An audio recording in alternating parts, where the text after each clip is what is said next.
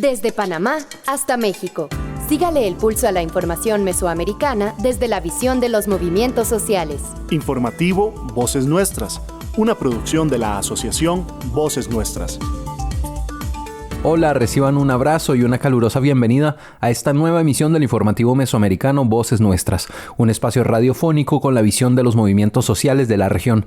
Mi nombre es Joaquín Tapia Arenas y hoy les acompañaré en una hora informativa de comunicación autónoma, comunitaria y popular. Y me acompaña Génesis aquí en la cabina de Voces Nuestras. ¿Cómo estás, compañera? Muy bien por dicha, entusiasmada de otra vez regresar a los micrófonos de Voces Nuestras, luego de esta semana de descanso y de reflexión. Bueno, y un saludo a usted que hoy nos sintoniza desde las radios aliadas que transmiten esta producción en toda la región. Y también un fuerte abrazo a quienes nos escuchan en las plataformas digitales como Spotify, Google Podcast y, por supuesto, nuestro sitio web www.vocesnuestras.org. Iniciamos la emisión 773 del informativo mesoamericano Voces Nuestras con los titulares de esta semana. En Costa Rica, el rapto de una bebé de 9 meses cuya madre tiene apenas 13 años mantiene en alerta a todo el país. En México, la literatura en lenguas originarias se abre camino en la Sierra Norte de Puebla. En Panamá, el movimiento de recicladores de Panamá denuncian brutal represión policial en Cerro Patacón. En Guatemala, dignificación, semblanzas y memorias de Juan José Gerardi. En Honduras, Pueblo Garífuna conmemora 226 años de presencia y resistencia. En México, impunidad a 4 años del asesinato del defensor de derechos Samir Flores Soberanes. En Nicaragua, detenciones, asedios y prohibiciones durante la Semana Santa. En Guatemala dictan sentencia de 50 años de prisión contra el feminicida de Luz María del Rocío López. Y también en Guatemala, el Movimiento para la Liberación de los Pueblos, MLP, llama a vigilar de cerca el proceso electoral.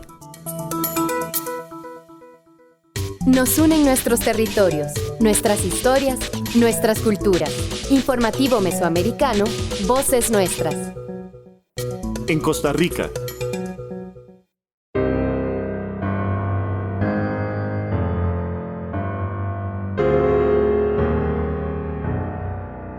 El pasado domingo 9 de abril, una bebé de 9 meses fue arrebatada de su coche cuando su madre la paseaba en la vía pública en Paraíso de Cartago. La madre de la bebé es también una menor de edad de tan solo 13 años y según el informe del organismo de investigación judicial, fue interceptada por un sujeto que la empujó, le quitó a su bebé y huyó por un chayotal. El principal y único sospechoso de haber sustraído a la bebé es un hombre de apellidos Casasola Salas, de 33 años, quien es el padrastro de la menor de 13 años. Según el organismo de investigación judicial, una de las hipótesis principales es que el sujeto podría haber sustraído a la bebé para evadir una prueba de paternidad que tenía agendada para el miércoles 12 de abril. La prueba de ADN determinaría si Casasola era el progenitor de la bebé, lo que implica que el sospechoso se tendría que enfrentar a un proceso judicial por violación a una menor de edad. Nos habla Randall Zúñiga, director del OIJ.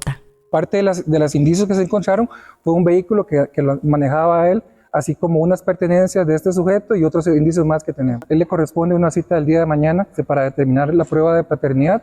Es una de las hipótesis que manejamos como posible móvil de este rapto de la menor.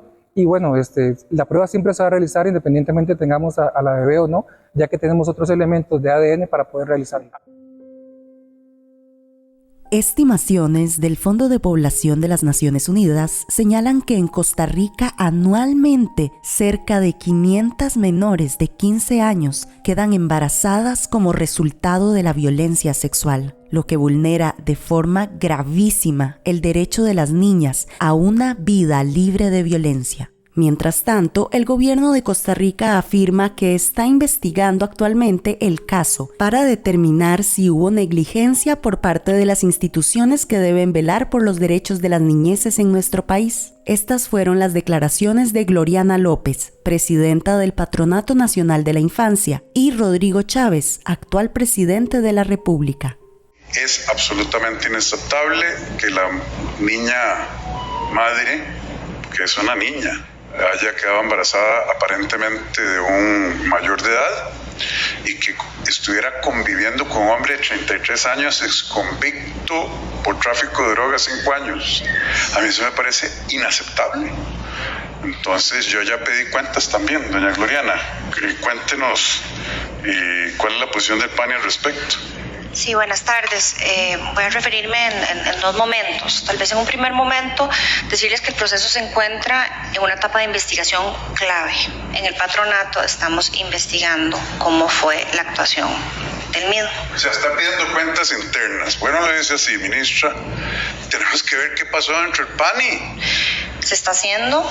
La prioridad absoluta es hallar a la niña en este momento, primero. Y la otra prioridad absoluta es preservar la integridad física y la integridad emocional del adolescente, que en este momento estaba bajo resguardo del PANI y donde yo particularmente he pedido que no haya televisión para que ella no tenga esta exposición a su integridad emocional. La Caja Costarricense de Seguro Social y el Ministerio de Educación Pública afirman que cumplieron a cabalidad todos los protocolos para atención de la menor y su bebé. Sin embargo, son muchos los cuestionamientos en relación a la violencia sistemática que sufren actualmente los cuerpos de las niñas en Costa Rica y la negligencia del Estado en la atención a este tipo de situaciones. Bueno, quisiera empezar diciendo que lamentablemente este caso que hoy conocemos de una niña de 11 años que queda embarazada producto de una violación no es un caso aislado en nuestra región. Hoy estamos hablando Ella es Natalia Serrano, es activista y gestora del espacio Desmadre CR, una iniciativa que reivindica las maternidades y crianzas feministas. Nosotros somos la segunda región en el mundo donde hay más embarazos de niñas y adolescentes producto de violencia sexual.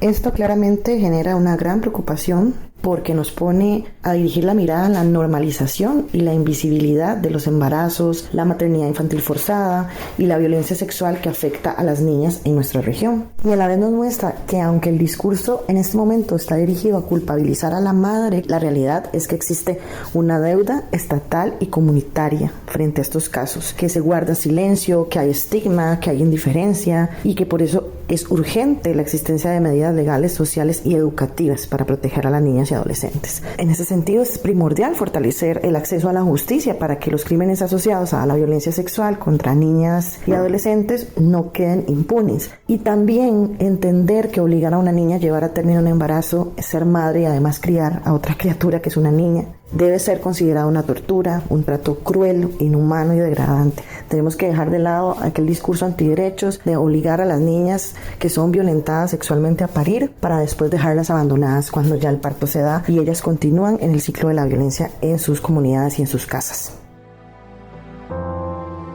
Desde San José, Costa Rica, un reporte de Génesis R. Cruz desde la asociación Voces Nuestras.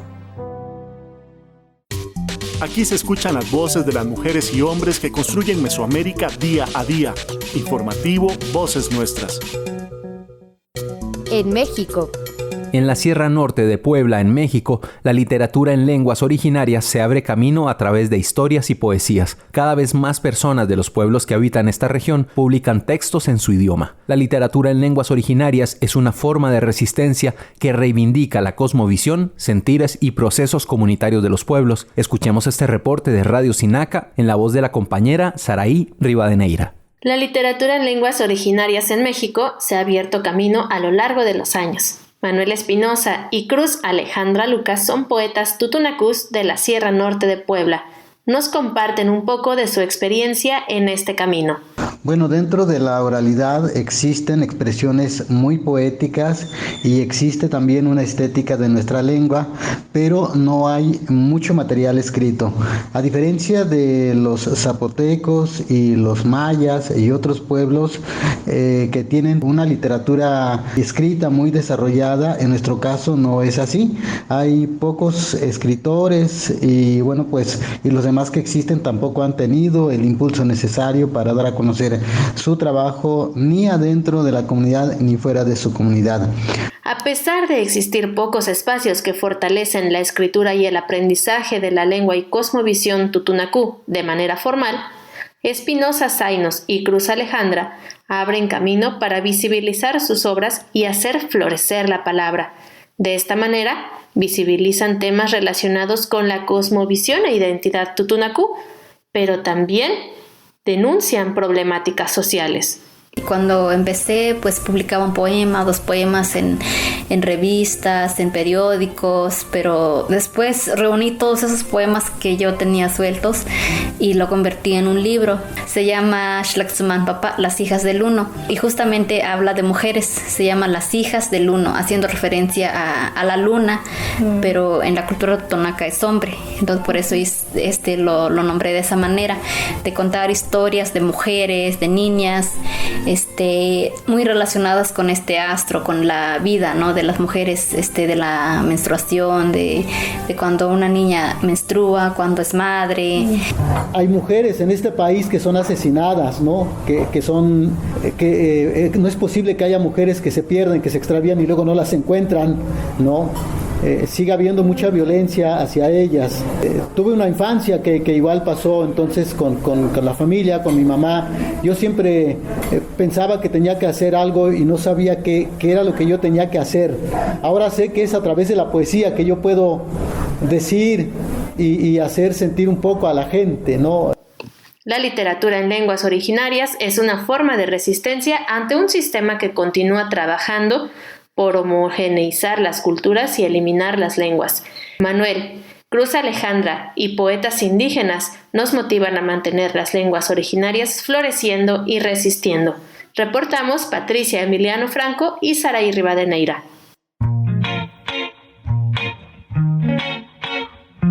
Cuando pensás en compras, ¿qué viene a tu mente?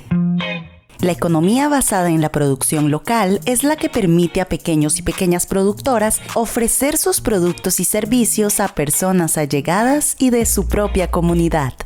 La producción y el consumo local favorecen el desarrollo sostenible y mejoran las relaciones comunitarias. Además, saber cuál es el origen de un producto es mucho más sencillo cuando se compra localmente. Podés apoyar a pequeños productores y tenés más cercanía con el proceso de producción. El consumo local promueve una economía más equitativa y el beneficio económico se redistribuye entre organizaciones, familias y pequeños emprendimientos de la comunidad. Así, fomentamos el beneficio común y no solo de unos pocos, generando más empleo local y el desarrollo de nuestra comunidad. Si querés más información de este tipo, busca el TCU Comer Orgánico y el Programa de Economía Social Solidaria de la Escuela de Sociología de la UCR en las redes sociales. En Panamá. El lunes 10 de abril del presente año, una unidad policial le señaló a la dirigente Mixia Díaz que debían desalojar la galera de reciclaje desde las 6 de la tarde. Una galera ubicada en Cerro Patacón, en la ciudad capital de Panamá. Ante esta medida que no fue consultada, las personas recicladoras tomaron la decisión de manifestarse en los predios de los talleres de reciclaje, ya que con esta labor sustentan económicamente a sus familias. Escuchemos este reportaje de nuestra compañera Dania Betsy Batista Guevara de Radio Temblor Internacional. El movimiento de recicladores de Panamá denuncian brutal represión policial en Cerro Patacón. El lunes 10 de abril del presente, una unidad policial le señala a la dirigente Mixia Díaz que debían desalojar la galera de reciclaje desde las 6 de la tarde, ubicada en Cerro Patacón en la ciudad capital. Ante esta inconsulta medida, los recicladores y recicladoras toman la decisión de manifestarse en los predios de los talleres de reciclaje, donde disponen de los materiales recuperados, ya que con esta labor sustentan económicamente a sus familias. Luego, sin mediar palabra y con violencia, sin importar edad ni condición, unidades antimotines usando bombas lacrimógenas y perdigones desalojaron brutalmente a los integrantes del movimiento. Tal fue la magnitud de la misma que los moradores de las comunidades vecinas de Cunanega sufrieron severas afectaciones.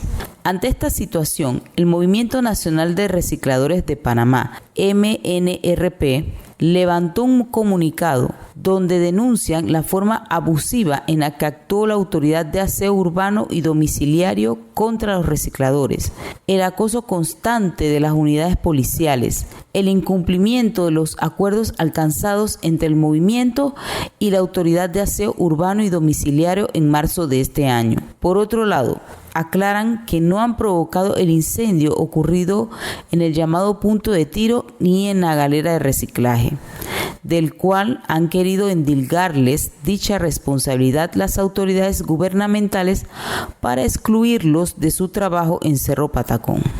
Escuchemos declaraciones de José Mosquera, reciclador de base y dirigente en Cerro Patacón. Lamentablemente la situación en Cerro Patacón es un poco delicada, ya de que donde hay cantidades de muchachos reciclando allá en el cerro, y con esta situación ahora que el gobierno nacional la ha puesto en una alerta que sinceramente no se debía haber llegado esto hasta allá. Ver cómo los pobres muchachos ahora se están lamentando de la situación de que le echan la policía los bajan con antimotines. La situación es bastante crítica sobre la situación de los pelados allá en el cerro. Lastimosamente no tenemos una Defensoría del Pueblo, no teníamos una Defensoría del Pueblo que nos apoyara, que nos diera un poquito de aliento, ya de que los pelados si suben allá de relleno a reciclarlo, la policía ahora con el voto que le ha dado el gobierno de que la seguridad es la que tiene que mantener eso allá, ellos no se pueden rebuscar bien porque no saben en qué momento le van a hacerlo bajar, y entonces cuando lo van a hacer bajar, no les importa la cantidad de material que los muchachos ya hayan recogido, sino es que lo hacen bajar y hacen que ellos dejen su material abandonado. Ese es el sustento de su hogar. Yo el día que hicieron bajar los pelados, recibí varios perdigonazos, que todavía tengo las pruebas, como tengo los pies blancos de los perdigonazos que me dieron. El movimiento hace un llamado urgente para que se instale la mesa de trabajo conjunta entre el Estado y el Movimiento Nacional de Recicladores de Panamá, con el fin de diseñar, desarrollar e implementar un plan de acción para la galera de reciclaje en Cerro Patacón, ya que la labor que realizan en dicho vertedero ha sido positiva, con el objetivo de disminuir el impacto ambiental de los residuos en este sitio, además de generar trabajos de los cuales dependen muchas familias y comercios aledaños. Desde Panamá, soy Dania Betsy Batista Guevara de Radio Temblor Internacional para el informativo Voces Nuestras. Noticias con identidad mesoamericana. Informativo Voces Nuestras.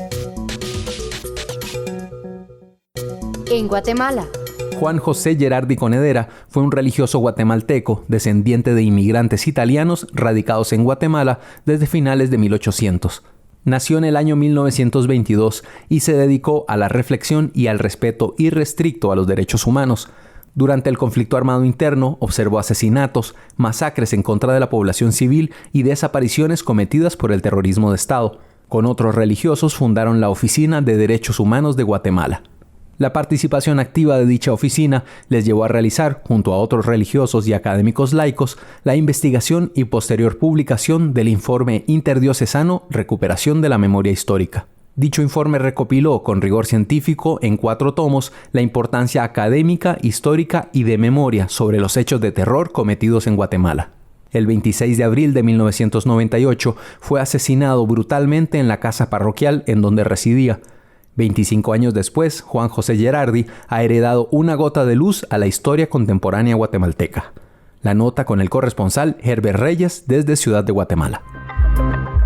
Para el docente universitario Cristian Osaeta, experto en comunicación para el desarrollo, las celebraciones de la memoria, de la historia, son importantes para que las generaciones puedan tener a la mano el recurso didáctico y también referencial de lo que ha sucedido en Guatemala. Como docente, creo que sí es sumamente importante ese tipo de celebraciones de la memoria, especialmente en coyunturas como las que estamos atravesando, en donde no solo gobierna la desmemoria, sino que hay un regresón a épocas o a décadas incluso previas a lo que se vivió, o al menos en esos ámbitos. Entonces, este tipo de actividades en general me parece que simbólicamente siempre va a servir o va a ser muy funcional los íconos y especialmente personas, porque entonces a través de un ícono ya no es tan necesario dar muchas explicaciones o profundizar, sino que a la hora de ver o estar frente a un ícono, toda la carga conceptual, toda la carga teórica, toda la carga política ya se da como que fuera un código QR. Simplemente se ve la figura, en este caso de Monseñor Gerardi, y rápidamente se hacen asociaciones cognitivas, digamos, mentales, subjetivas. Se ve la imagen de Monseñor Gerardi y entonces ya se asocia a lucha, derechos humanos, memoria histórica, guerra, víctimas. Ahora, los íconos se van madurando conforme el tiempo y la cultura popular los va haciendo o los va transformando de una manera o de otra. Pero la estimulación de los íconos es justamente a través, creo yo, de varias actividades y del uso permanente que se le vaya dando a esas figuras, ¿no? Es como el ícono, la figura Che Guevara.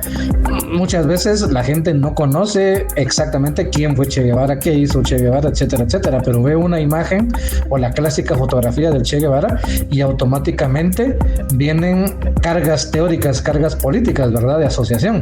Entonces, revolución, victoria, Cuba, rebeldía, y así, digamos, se podría hablar de varios íconos. La M de McDonald's, otro ícono, ¿verdad? Lo ves y pensás en comida rápida, en capitalismo, en Estados Unidos, en hamburguesas. Es decir, hay toda una carga conceptual de primer nivel, segundo, tercer nivel, qué sé yo, que va asociada con dichos símbolos, ¿verdad? Por eso creo que es importante de nuestro lado, de este lado social, crear símbolos, generar símbolos que vayan madurando en íconos.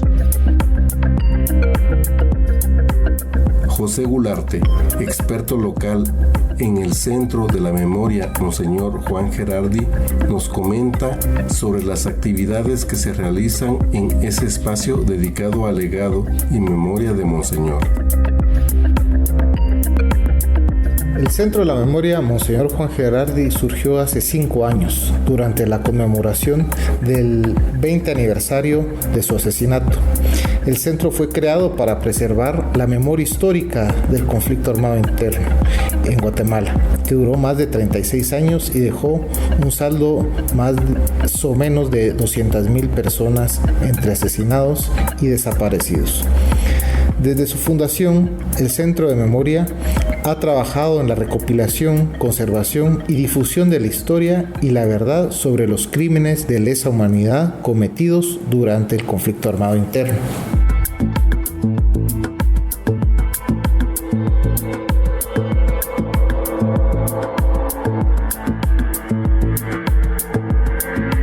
En sus archivos se encuentran documentos y testimonios que sirvieron para la elaboración del informe del proyecto interdiocesano de recuperación de la memoria histórica, REMI, que los califican como una fuente importante de la memoria histórica de Guatemala. El Centro de la Memoria persigue que la información con la que se cuenta sea accesible y útil a la investigación, tanto para las víctimas como sus familiares, así como investigadores y otros académicos, y para entidades que buscan la verdad y la justicia. El martirio de Monseñor, así como su ejemplo de vida, lo ha convertido en un símbolo en el trabajo de memoria histórica y en los procesos de justicia transicional. Es por eso que el centro procura conservar y difundir su legado en diferentes formas de recuperación de memoria histórica.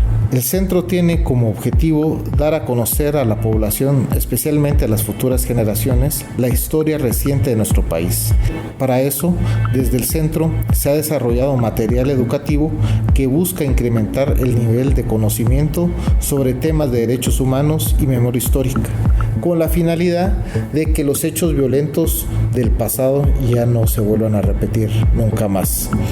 Los servicios que se prestan en el centro son el acompañamiento de víctimas y sus familiares en búsqueda de documentos con información personal o familiar, acompañamiento en la búsqueda de documentos y materiales de consulta en procesos legales, así como asesoría en investigaciones científicas y otros trabajos académicos.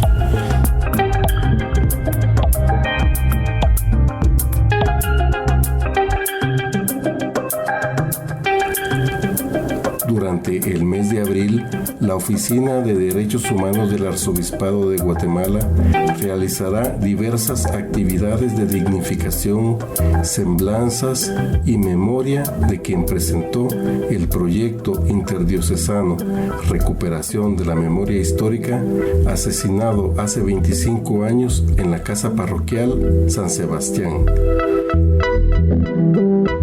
Interesados e interesadas pueden consultar las actividades en las redes sociales de la ODAG.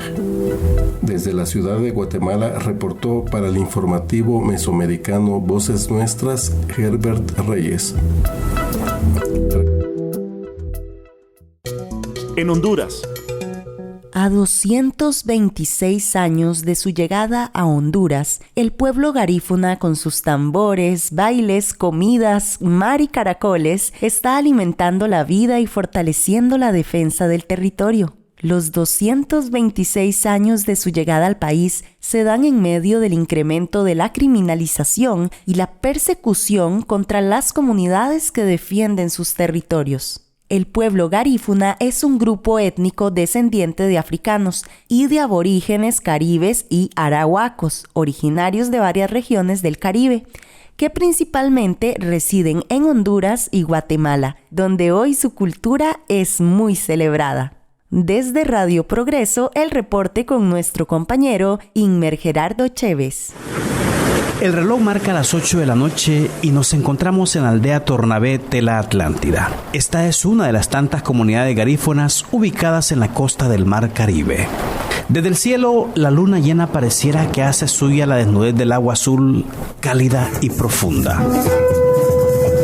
En la blanca arena, varios jóvenes tocan el tambor y suenan el caracol, mientras a su alrededor hombres y mujeres bailan punta.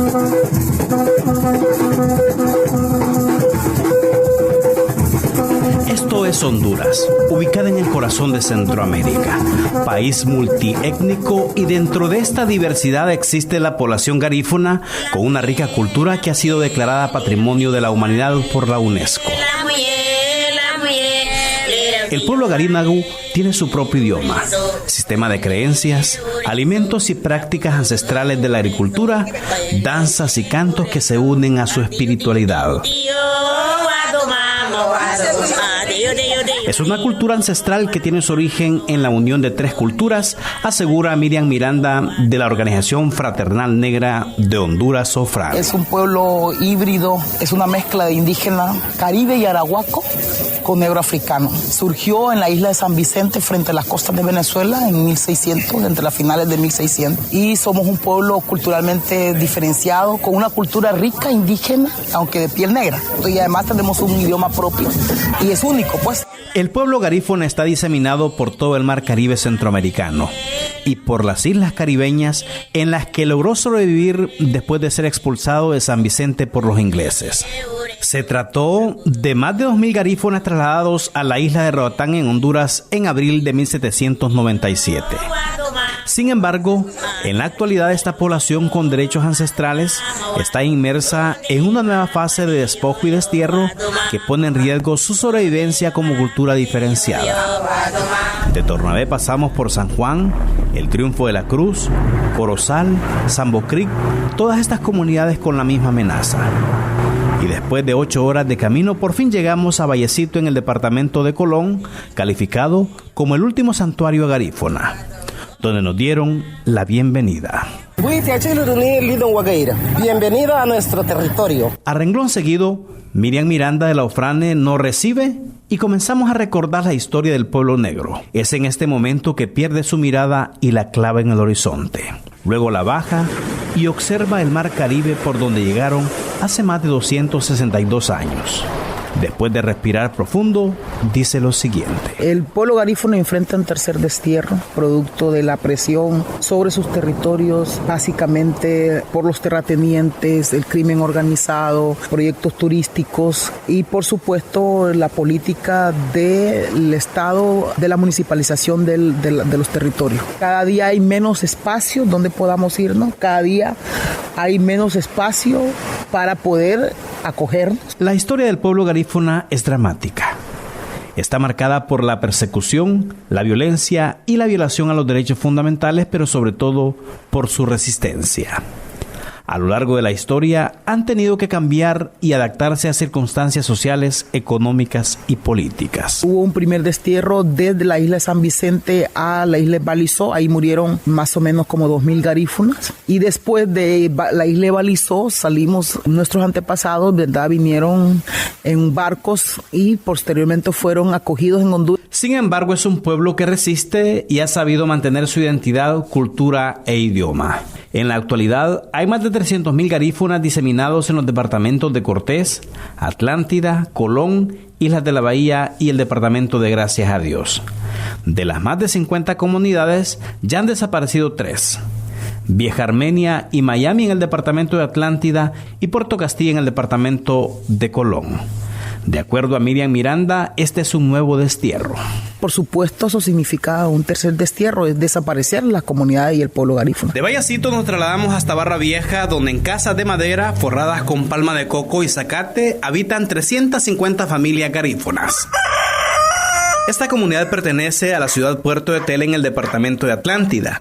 Y hoy representa la muestra del despojo, pues sus tierras están dentro de los planes para ampliar el megaproyecto turístico Honduras Beach. Estas tierras son de nosotros, son ancestrales, nos quieren sacar porque ellos quieren hacer un proyecto turístico en estas tierras y aducen de que nosotros somos invasores aquí. Nosotros vivimos aquí hace como 214 años. Parados en la blanca arena, mientras por momento las olas del mar nos rozaban los pies, una mujer nos relata que para la mayor parte del pueblo garífuna, la vida no tiene sentido lejos del mar. Bueno, este mar bello que Dios nos ha dado nos significa mucho aquí para nosotras que somos madres solteras, madres garífunas aquí, porque de este mar consiguen los hombres los pescados para que podamos comer con nuestros hijos, ¿verdad? Y nuestra familia. Y esta tierra también la conservamos porque es nuestra, es ancestral. Nosotras trabajamos en esta tierra, cultivamos lo que es la yuca, todo lo que se pueda cultivar. Aunque hay personas ajenas que quieren venirnos a expropiar de nuestros territorios. Y es que todavía hay muchas comunidades garífunas que viven de una manera ancestral, que se caracterizan por el compartir de las tierras con las nuevas familias que se van formando. Y esa es la lucha que mantienen según Miriam Miranda. Aquí en esta comunidad, por ejemplo, de Vallecito y en todas las comunidades garífunas, la gente no tiene que comprar tierra para edificar una casa o alquilar. Aquí hay un proceso de que la gente dice, bueno, nosotros queremos tener esta casa aquí o que la podemos tener aquí, y se hace todo un trabajo colectivo para sobrevivir. Pero además de la exclusión social, el despojo de sus territorios es la amenaza cotidiana para el pueblo garífuna. En ese sentido, la lucha por la defensa de sus tierras genera en algunas ocasiones la criminalización, asesinatos y desapariciones contra líderes y lideresas de las comunidades. De acuerdo al líder garífuna Naúl Lalín, esto produce masiva migración y debilitamiento de la identidad garífuna. Esto pone en peligro siempre por la misma aculturización, ¿verdad? Hay una pérdida acelerada del idioma, hay una pérdida acelerada de las costumbres. Entonces, sí es una amenaza la inmigración más que todo a los Estados Unidos, porque se aprenden nuevas formas de vida, nuevas mañas. Entonces, hay que también trabajar con esto. Y esto viene a contraponer la cosmovisión del pueblo. Mientras tanto, Miriam Miranda de la Ofrane asegura que el pueblo garífuna lucha y luchará bajo cualquier gobierno para mantener viva su cultura, su territorio y la sublime herencia de sus ancestros y ancestras. Estamos peleando el derecho que tenemos como comunidad garífuna a tener un territorio en el que no exista violencia, no exista ningún tipo de presión, pero aquí nosotros estamos en el ojo del huracán. El pueblo garífuna arribó a Honduras en abril de 1797 y llegó para quedarse por siempre, porque le avala el derecho humano ancestral. En México, 4 años han pasado desde el asesinato del activista y defensor de derechos humanos Samir Flores. Samir luchó y se organizó frente al proyecto Integrar Morelos. En la defensa de estos territorios ya van 2 personas asesinadas. El caso más reciente es el de Eustacio Alcalá Díaz, opositor a la actividad minera en el estado de Michoacán. Desde Radio Teocelo, en Veracruz, México, nuestra compañera Reina Melchor Rivas nos comparte más información. Saludos, América Latina. En febrero del presente año se cumplieron 4 años del asesinato del activista y comunicador Samir Flores Soberanes, integrante del Frente de Pueblos en Defensa del Territorio, el Agua y el Aire, que aglutina los estados de Morelos, Puebla y Tlaxcala, opositor al proyecto Integral Morelos. Su muerte la relacionan con bandas criminales que buscan acabar con los pueblos indígenas que defienden su vida y el territorio, señalaron compañeros integrantes del Frente. A 4 años de su muerte no se ha esclarecido y no hay avances en las investigaciones en la Fiscalía del Estado a cargo de Uriel Carmona Gándara. El crimen se cometió el 20 de febrero en 2019, afuera de su casa en la comunidad indígena de Amilcingo, de donde Samir Flores era originario. De acuerdo a la nota publicada por el periódico La Jornada, sus compañeros piden que no quede impune y se detenga y castigue a los autores materiales e intelectuales. En la defensa del territorio, otros luchadores han muerto. La más reciente es de Eustacio Alcalá Díaz, mejor conocido como Tacho, quien fue encontrado muerto el pasado 4 de abril, defensor del medio ambiente de la comunidad de San Juan Huixontla, municipio de Chinicuila, Michoacán, quien era conocido por ser opositor a la actividad minera en esa región. Redes AC compartió una entrevista realizada en noviembre del 2018, en donde expresa su defensa y amor por su comunidad. Nosotros tenemos una gran herencia, una responsabilidad también de mantener esa cultura. Nosotros estamos sentados en gran parte de la comunidad en minas, pues se supone que es de hierro y podría haber cobre, en algunos dicen que hay plata, pero nada más, mayoría es de hierro, así las tienen registradas. Y pues se nos mete aquí exploraciones y todo eso, pues aparentemente no sé si le dieron permiso, pero que yo sepa, nosotros la comunidad no estaba de acuerdo. Teniendo conocimiento que donde había las minas, el crimen organizado a partir del 2000, pues ya desde el 2000 había presencia por ahí, pero aquí se recrudeció después del 2008, al 2012 aquí llegaron a explotar las minas. No fue, ¿cómo se llama?, a la fuerza, pero podemos decir, nos llegaron y dijeron, les vamos a explotar la mina y les vamos a dar un tanto por tonelada y punto. Explotaron ahí en la parte alta de la comunidad, La Nuez, se llama La Nuez el lugar, pero viene el movimiento de autodefensas. Hasta el momento estamos en pie de guerra vigilando eso. Diversas organizaciones se unen a la exigencia de que su muerte no quede impune, se esclarezca y se castigue a los responsables. Reportó desde Radio Teocelo en Veracruz, México, Reina Melchor Rivas.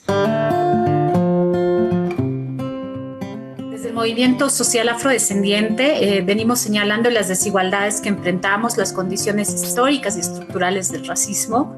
Esto es un tema de preocupación porque constituye un atropello a los derechos humanos de la población afrodescendiente. Para muchas de las personas afrodescendientes, el ingreso al sistema educativo termina siendo como el primer encuentro con la experiencia del racismo. Es precisamente en el sistema escolar donde te encuentras con expresiones de racismo, ya sea a través de la cátedra o con el mismo relacionamiento entre los compañeros y compañeras de colegio. Somos REPEM, Red de Educación Popular entre Mujeres de Latinoamérica y el Caribe.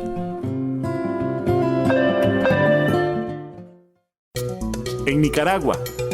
Por primera vez en la historia de Nicaragua, en donde se estima que más de la mitad de la población profesa la fe católica, el gobierno de Daniel Ortega prohibió las procesiones y toda actividad en las calles vinculadas a la Iglesia Católica durante la pasada Semana Santa. Desde que inició la Cuaresma, el gobierno de Ortega ordenó a la Policía Nacional prohibir las procesiones del Vía Crucis los viernes de cada semana en las calles, e incluso la medida se recrudeció en Semana Santa, cuando les impidieron a los sacerdotes realizar las procesiones en los atrios de las iglesias. La investigadora sobre hechos religiosos, María Marta Molina, informó que el gobierno prohibió 3.176 actividades de la Iglesia Católica, incluyendo las procesiones relacionadas a la Semana Santa, las cuales históricamente se habían hecho en las calles de Nicaragua. Ha habido mayor presencia de la Policía Nacional, pero además estos agentes de la policía han estado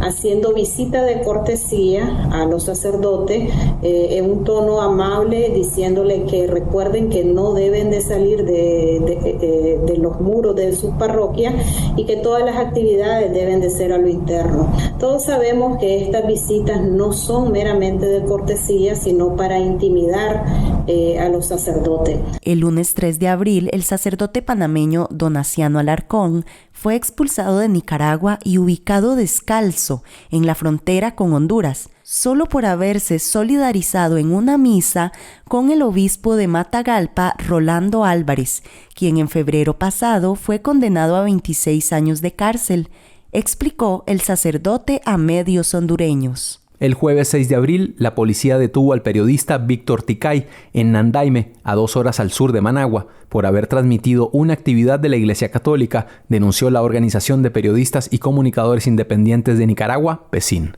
Por el hecho de darle cobertura a una tradición católica en Nicaragua, el periodista Víctor Ticay fue apresado por la policía. No ha cometido ningún delito, por eso demandamos que lo liberen. El arresto del colega periodista Víctor Ticay es una muestra más de que están en un control absoluto de disuadir cualquier intento por ejercer su libertad de prensa. El segundo jefe de la policía de Managua, Fernando Borge, en declaraciones a medios oficialistas, dijo que cumplieron con las órdenes y lograron los objetivos propuestos de garantizar la paz y la tranquilidad de la ciudadanía nicaragüense. En tanto, el monitoreo azul y blanco, elaborado por organizaciones opositoras, contabilizó 71 incidentes de violaciones a los derechos humanos durante la Semana Santa del 1 al 9 de abril pasado, los cuales incluyeron 21 detenciones de feligreses y de opositores, amenazas a sacerdotes y hostigamiento en templos católicos. Aquí se escuchan las voces de las mujeres y hombres que construyen Mesoamérica día a día. Informativo Voces Nuestras. En Guatemala, Jorge Rafael Sea Mejía fue declarado culpable por el feminicidio de su pareja Luz María del Rocío López Morales, crimen cometido en enero del 2021. El 11 de octubre del 2022, los jueces Carlos Humberto Pacay, Ana Margarita Leonardo y Héctor José Rosales del Tribunal Segundo de Feminicidio dictaron una sentencia de 50 años de prisión inconmutables para Sea Mejía por este asesinato. Vamos con el informe de María Warchag, periodista maya quiché de la Federación Guatemalteca de Escuelas Radiofónicas FEGER. Durante el año 2021, son desaparecer un cuerpo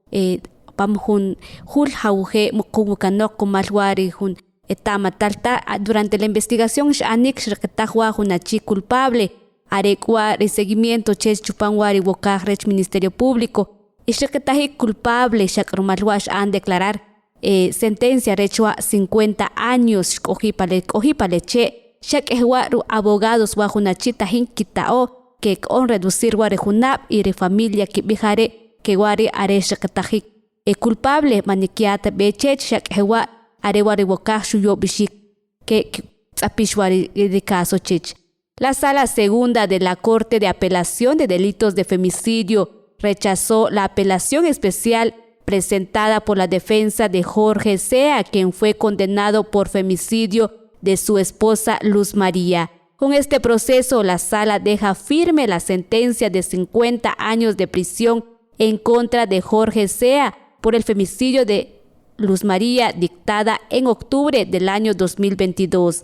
La familia solicita que se ratificara la condena ante la cantidad de pruebas presentadas, así garantizar su derecho a una justicia pronta y efectiva. Cabe destacar que el 20 de enero del 2021 Luz María fue reportada como desaparecida. 2 días después fue localizado su cuerpo en un tragante de la zona 2 en la ciudad capital. Informando desde los territorios, María Warchag. Noticias con identidad mesoamericana. Informativo Voces Nuestras. En Guatemala. Seguimos en Guatemala, donde el equipo del Movimiento para la Liberación de los Pueblos, MLP, se pronunció sobre la primera etapa del proceso electoral en Guatemala 2023. El MLP rechazó el actuar del Tribunal Supremo Electoral y el gasto en campaña de los partidos políticos inscritos. Integrantes del movimiento señalan que el Comité Coordinador de Asociaciones Agrícolas, Comerciales, Industriales y Financieras, así como el Ejército, no deben tener injerencia en el trabajo de la máxima autoridad electoral. Escuchemos la información con Marco Antonio Hernández Arévalo desde la Federación Guatemalteca de Escuelas Radiofónicas FEGER. El Movimiento para la Liberación de los Pueblos, MLP, emitió un pronunciamiento público respecto de la primera etapa de las elecciones generales en Guatemala 2023. Dicha fase corresponde a la etapa de inscripción de candidatas y candidatos a los distintos puestos de gobierno. Esta etapa finalizó el 27 de marzo de 2023. El Registro de Ciudadanos afirmó en un comunicado que son 23 binomios inscritos legalmente para participar. El binomio del MLP, conformado por Telma Cabrera y por Jordán Rodas, fue de los no inscritos por las autoridades electorales. Uno de los integrantes del equipo del MLP, en exclusiva, nos comenta al respecto. Y buenos días a toda la audiencia del noticiero Maya Cat. Soy Juan Antonio Fernández, candidato a diputado por el Distrito Central, la ciudad capital del Movimiento para la Liberación de los Pueblos. Primero, expresando nuestro rechazo a la no inscripción de nuestros candidatos Telma Cabrera y Jordán Rodas.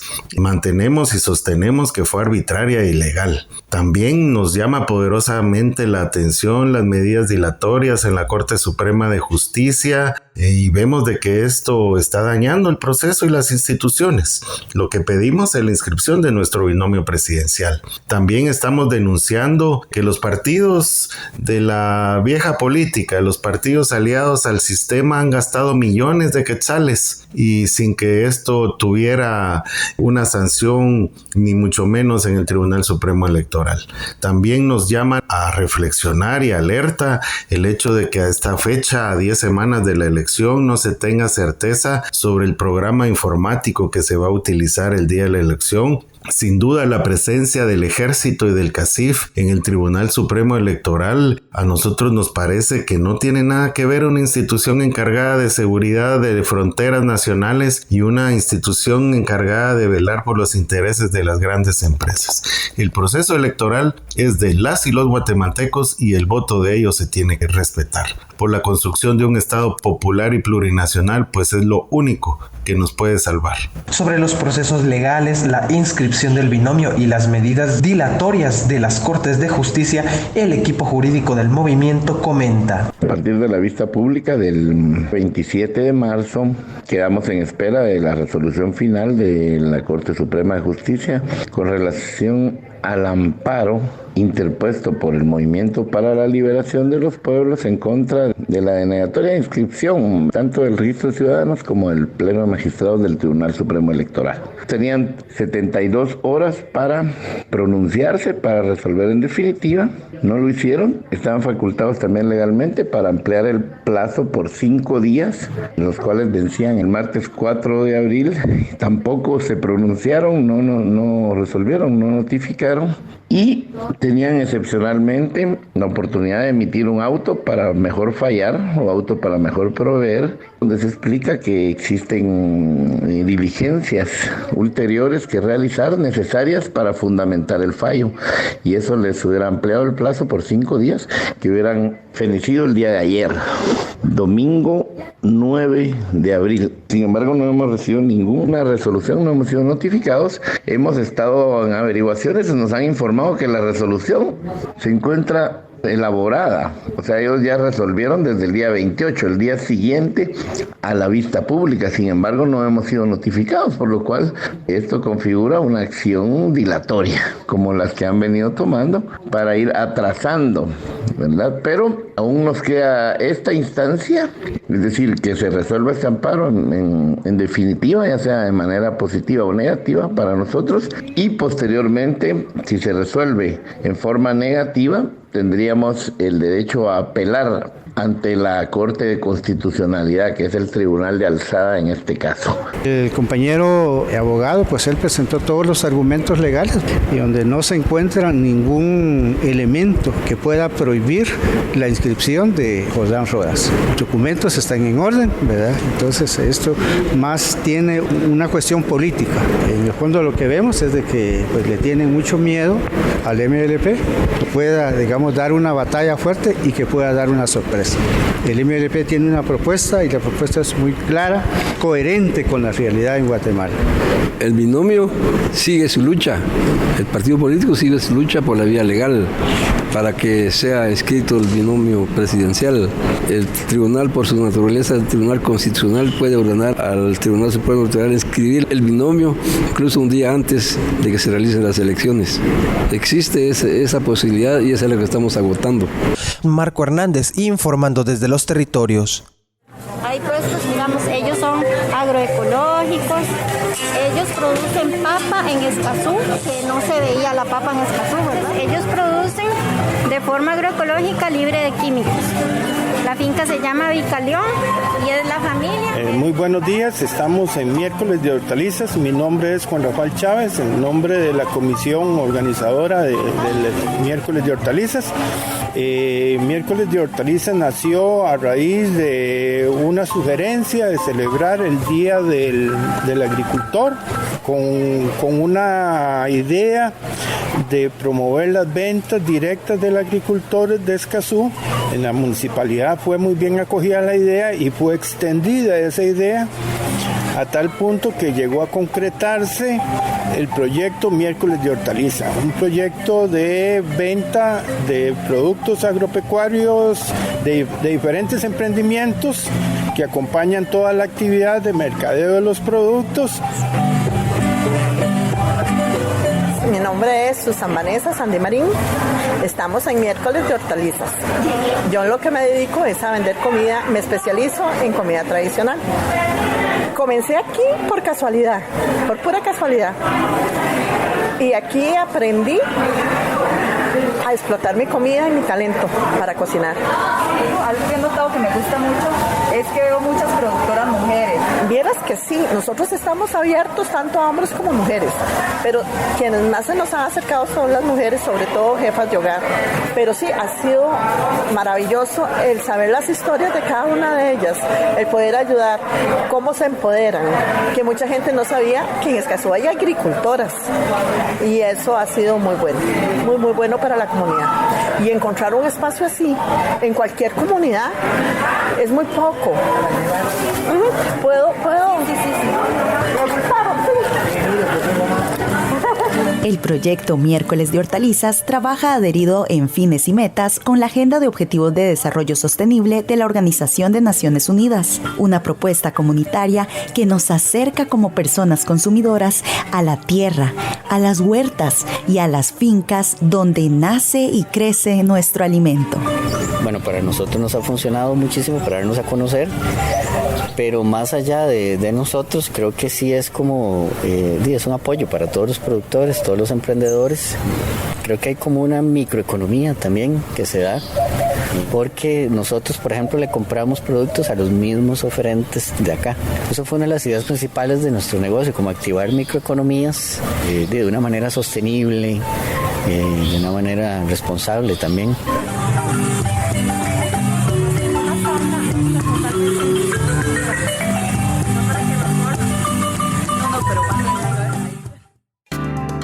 Si tiene información, sugerencias o comentarios, le invitamos a escribirnos a redaccion@vocesnuestras.org. En Twitter somos Voces Nuestras.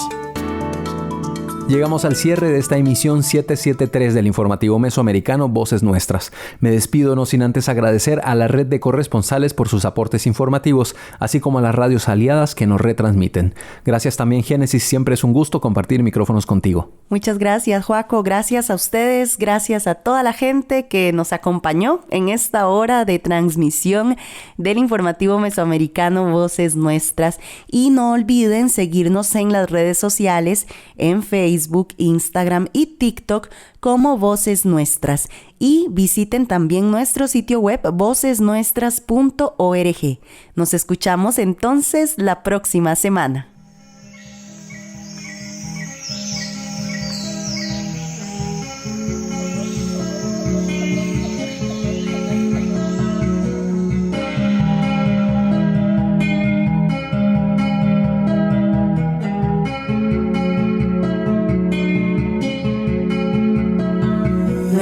Improvisado fue escrito, fue planificado con estrategia, descifrando los acertijos del camino indicado. Encendida la brújula, siguiendo al corazón en sus decisiones. Hijas de la luna, la noche, las estrellas, los colores. Las niñas como niña rosa que florecen. Quiero infancia sin violencia y me piden paciencia. Querer cambiar el mundo no es como parece. Se camina mucho, se avanza despacio en despertar conciencias. El momento en el que tomamos el tiempo, 28 de septiembre, lo gritamos como en un eco. Mi calendario va de septiembre hasta agosto. Mi cuerpo libre de acoso a todo costo. Costa Rica responde por la vida y la familia, pero la vida de las mujeres en sus leyes no tiene cabida. Se olvidan las vidas asesinadas por la cobardía, las que decidir no podían y que en tu juicio no tenían valía. Aliarse desde la ternura radical, sin juzgar tu vida ni juzgar a los demás. No juzgo cómo amas, tampoco tu identidad. Me encanta verte libre y en la calle protestar. Aliarse desde la ternura radical, sin juzgar tu vida ni juzgar la de los demás. No juzgo cómo amas, tampoco tu identidad. Me encanta verte libre y en la calle protestar. Las iglesias, el Estado, las empresas, la familia marcan mi cuerpo con sus decisiones y me vigilan mientras este despojo nos roba la identidad. No les importa que en la pobreza muera la mujer jefa de hogar y la voz de una niña rosa por todas sus vidas. Por la lucha de Aurora exijo salud y vida. Por mi cuerpo y mi vida, sea yo siempre la que decida. Mi vida es mía y en esta rima todas las chicas manos arriba. Por la vida de las niñas gritan niñas no madres, que los abusos no se vuelvan secretos familiares. Por mi vida y la de todas pongo las manos al fuego. Por decidir no pido perdón ni me arrepiento luego. Por el derecho a decidir, poder escribir. Por el derecho a decidir que sí importa mi sentir. Por el derecho a decidir que nadie decide por mí. Por el derecho a decidir bailar libre así.